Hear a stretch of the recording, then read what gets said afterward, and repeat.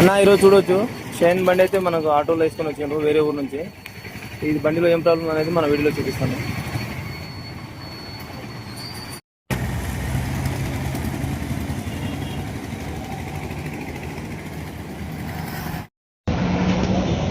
అందరికీ నమస్తే.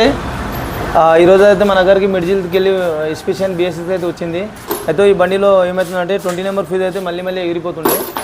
అయితే మనమైతే బండి మొత్తం అయితే చెకప్ చేసినాము. మన అన్నగారు ఒకరు మన మిడ్జిల్కి వెళ్ళి అయితే మన దగ్గరికి పంపించిండ్రు. ప్రస్తుతానికి అన్న లాక్ సైడ్ కూడా వేసిండు.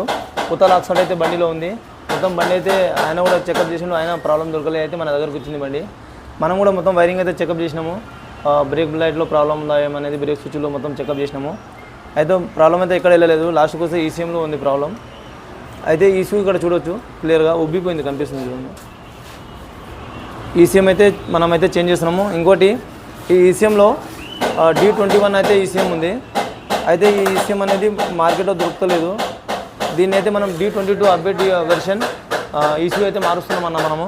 అలాగే ఈ పవర్ కాయిల్ కూడా కొంచెం వీక్ ఉంది. ఈ పవర్ కాయిల్ కూడా మారుస్తున్నాము. అలాగే ప్లగ్ అడాప్టర్ అవసరం పడితే వేద్దాం, లేకుంటే లేదు. అలాగే బండిలో ప్రాబ్లం అయితే మనకు దొరికేసింది. ఈసీ పెట్టిన తర్వాత బండి స్టార్ట్ అవుతుందో లేదా చూద్దాం. మీరు చూసినట్లు వీడియోలో చూపించాను. ఆటోలో అయితే బండి అయితే వేసుకొని వచ్చారు. మనము ఈ మొత్తం అయితే బండి పని చేసి బండి స్టార్ట్ చేసి ఓకే అయిందా లేదా అనేది మన నెక్స్ట్ వీడియోలో చూపిస్తాను. Thank you.